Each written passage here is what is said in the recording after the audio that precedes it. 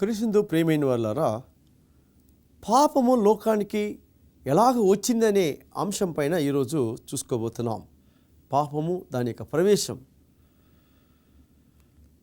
పాపము రావడానికి కారణం లేని స్థితిలో దేవుడు భూమిని, ఆకాశమును, సముద్రమును, జలధాలను, మనుష్యులను అందరినీ సృష్టించినప్పుడు ఈ దేవదూతలు కూడా సృష్టించి తను కొనియాడాలని అనుకొని ఆయన చిత్తాన్ని నెరవేర్చేటట్టుగా మానవుణ్ణి సృష్టించాలని చెప్పి తీర్మానం చేసుకున్నాడు. మానవుడు పుట్టక మునుపు జరిగిన కార్యము మనం చూడబోతున్నాం.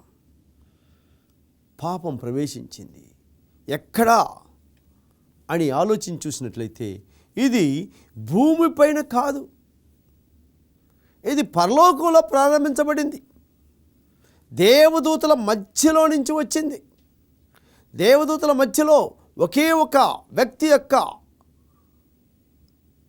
తలంపు వలన, ఒకే ఒక వ్యక్తి యొక్క ఆశ వలన, ఒకే ఒక వ్యక్తి యొక్క తీర్మానం వలన ప్రవేశించిందని చెప్పేసి దీనికి వాక్యం చెప్తున్నది. దీని గురించి కాస్త మనము పరిశీలించుదాం. ఎస్కేలు గ్రంథం 28వ అధ్యాయం 12వ వచనం నుంచి మనం చూస్తున్నాం. నరపుత్రుడా, తూరు రాజును గూర్చి అంగలార్పు వచనం ఎత్తిలాగా ప్రకటింపుము.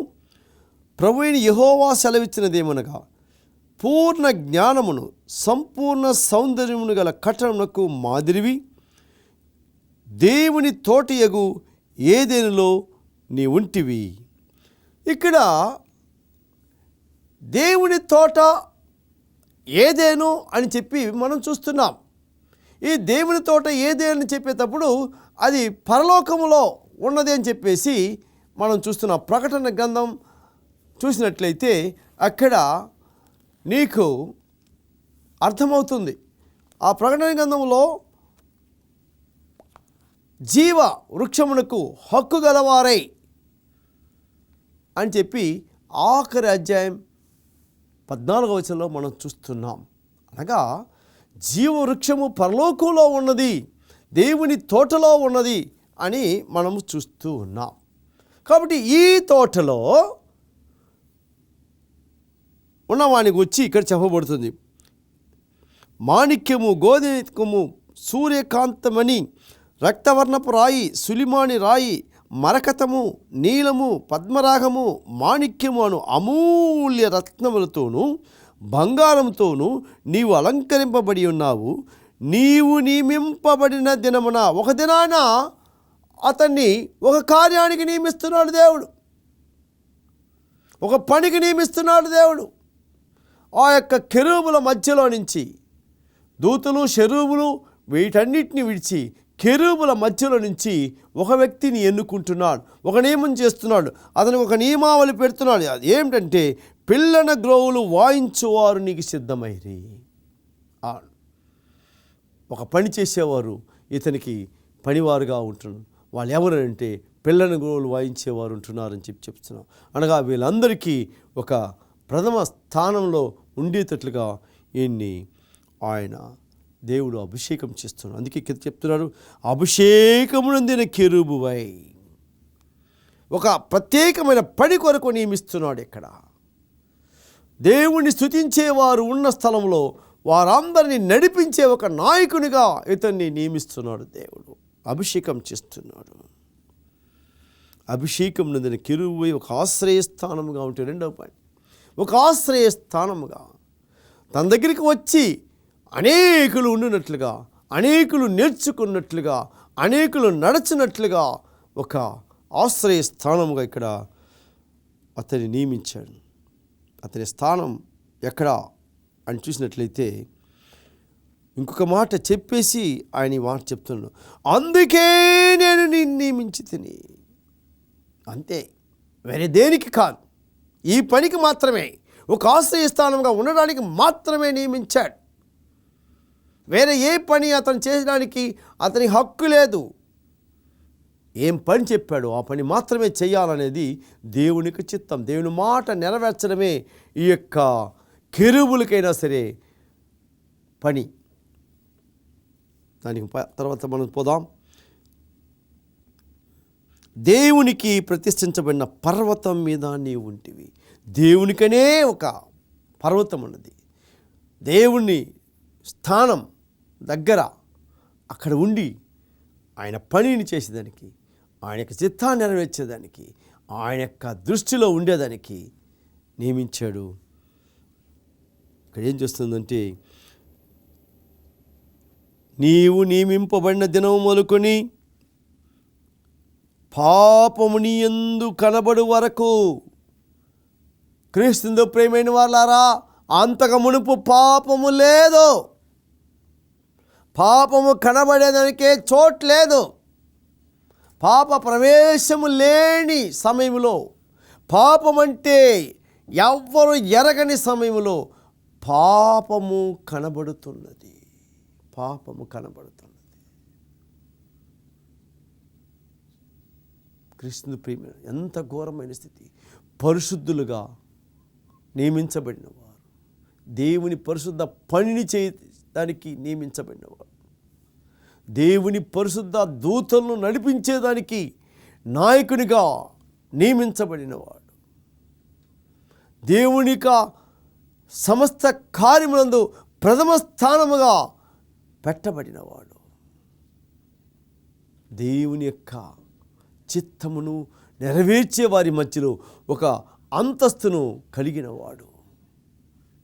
వానిలోనికి పాపము ప్రవేశిస్తున్నది, పాపము కనబడుతున్నది. పాపము అంటే ఏమిటి అని ఆలోచించి చూసేటప్పుడు ఇక్కడ ఒక చిన్న మాట చెప్పుకొని ముందుకు వెళ్ళిపోయా. ఏసీ లోకానికి వచ్చినప్పుడు ఆయన ఒక మాట అన్నాడు, నేనే మార్గము, సత్యము, జీవమును, నా ద్వారా తప్ప ఎవడు తండ్రి యొద్దకు రానేరుడు అని చెప్తున్నాడు. సత్యము యేసు. ఆ సత్యమునకు మారుగా ఏమి చేసినా, ఏ కార్యము చేసినా అది పాపమవుతున్నది. అందుకే ఇక్కడ పరిశుద్ధాత్మకు విరోధముగా చేయబడే పాపము క్షమించబడదు అని చెప్పిన ఆ వాక్యము మనం ఇక్కడ జ్ఞాపం చేసుకోవాలి. ఎందుకంటే దేవుని ఆత్మ ప్రతి దూతలోనూ ఉన్నది. ప్రతి దూత దేవుని ఆత్మ చేత నడిపించబడుతున్నాడు. ఇక్కడ వానిలో పాపము కనబడుతున్నది. పాపము ప్రవేశించేదానికి ప్రయత్నం చేస్తూ ఉన్నది.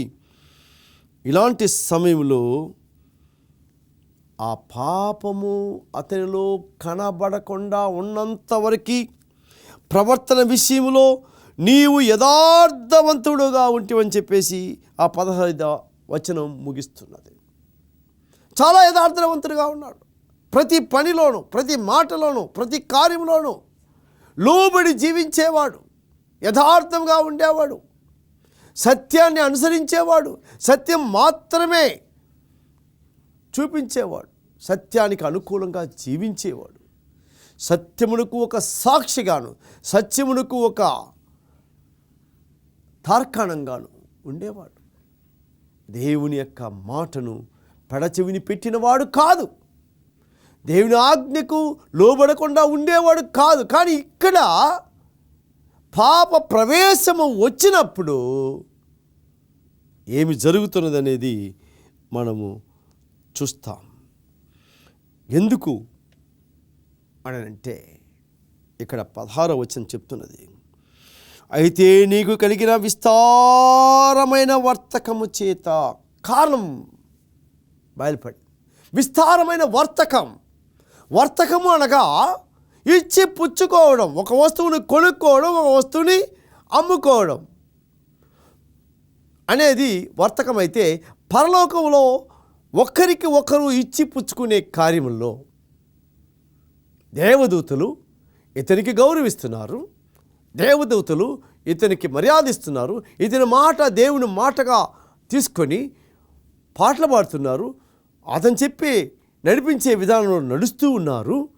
ఇలాగా వారి యొక్క గౌరవము, వారి యొక్క కార్యము దేవుని చిత్తానుసారంగా జరుగుతూ ఉండే సమయంలో ఒకరికి ఒకరు ఇచ్చిపుచ్చుకునే ఈ కార్యంలో ఇతనికి ఒక కార్యం వస్తున్నది, విస్తారమైన వర్తకం.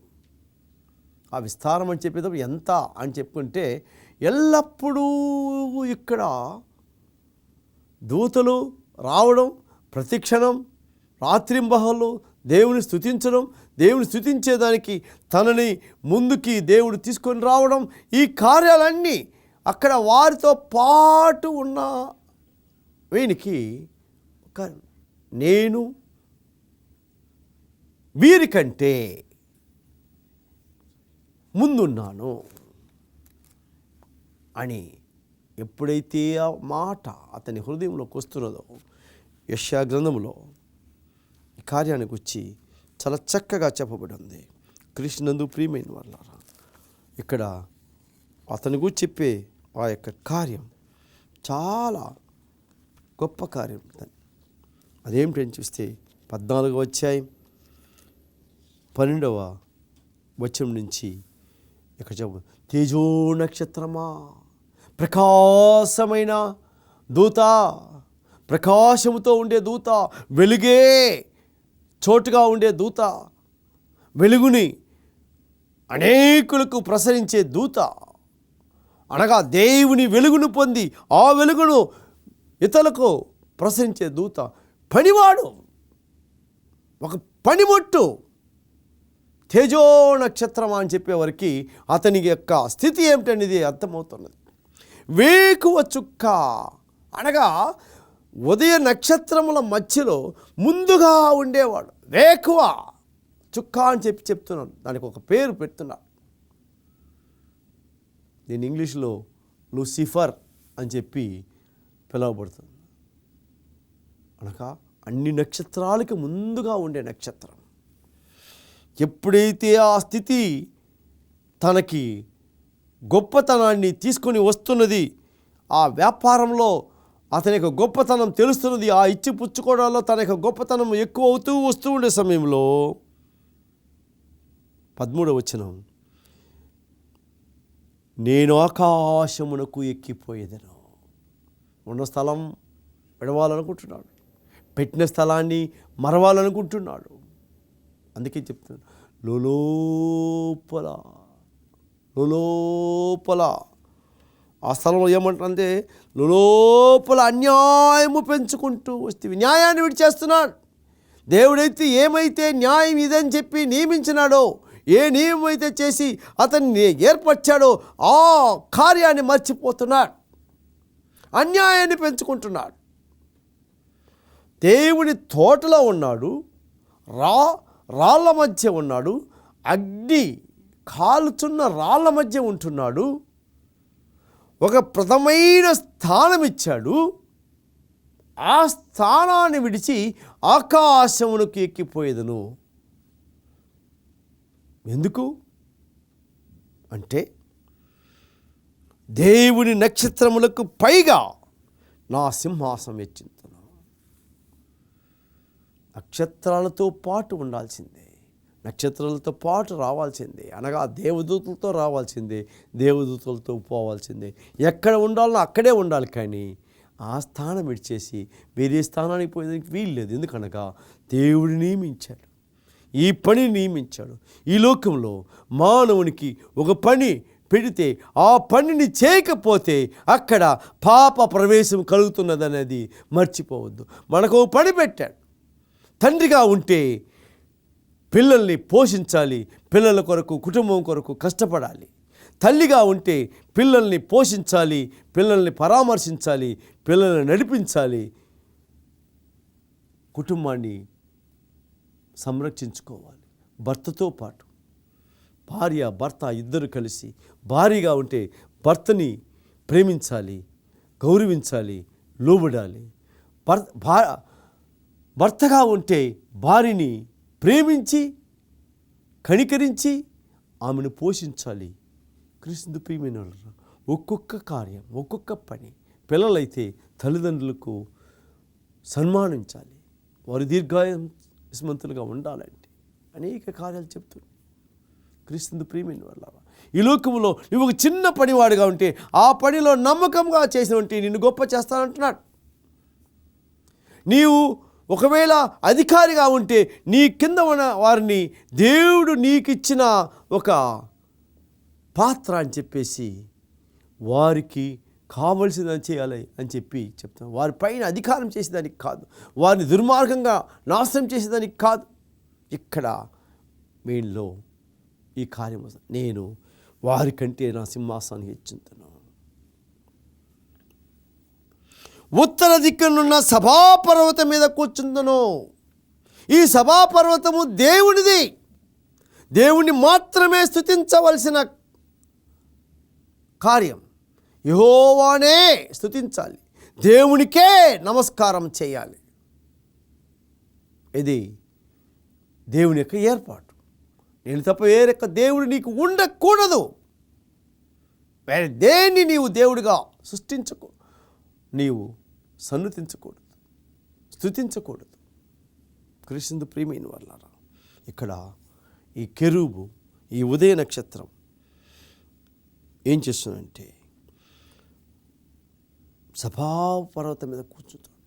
అనగా తనను ఆరాధించేవారుగా వారిని చేసుకోవాలని, తనని ఆరాధించాలని చెప్తాను. కానీ దేవునికి చిత్తం ఒకే ఒక మాట ఇక్కడ హెబ్రీ పత్రికలో ఏం చెప్తుందంటే, ఆ హెబ్రీ పత్రికలో దేవుడు ఒక మాట చక్కగా చెప్తున్నాడు.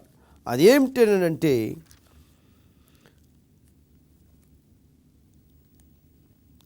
ఐదు ఆరు, నీవు నా కుమారుడవు, నేను నిన్ను కని ఉన్నాను అనియు, ఇదిగాక నేను ఆయనకు తండ్రినైందును, ఆయన నా కుమారుడైందును అనియు ఆ దూతలు ఎవరితో నేను ఎప్పుడెన్నో చెప్పినా కుమారుని స్థానము దేవదూతలకి లేదు.